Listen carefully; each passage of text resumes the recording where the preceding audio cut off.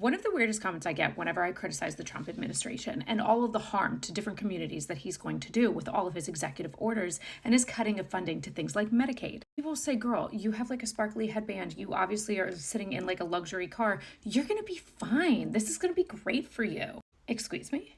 I understand that I exist in a certain lifestyle, in a certain tax bracket, but empathy does not have a tax bracket. I don't understand why people think just because certain things aren't going to affect me personally, that I shouldn't care and advocate for them.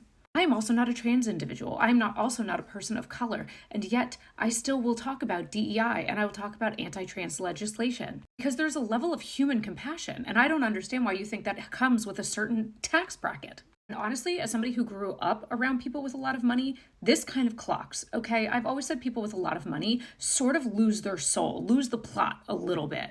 Because the reality is, I don't want to live in a culture like that. I don't want to live in a place that is fine with dismissing marginalized communities, with taking away their social safety nets.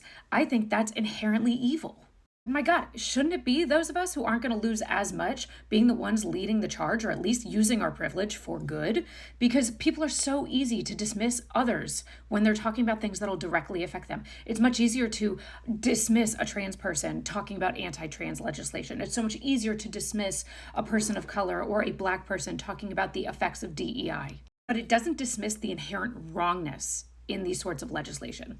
Because yeah, there's a good chance that Donald Trump's policies may lower my taxes, but you know what I wish he would do? Make it so I could be proud of our country again.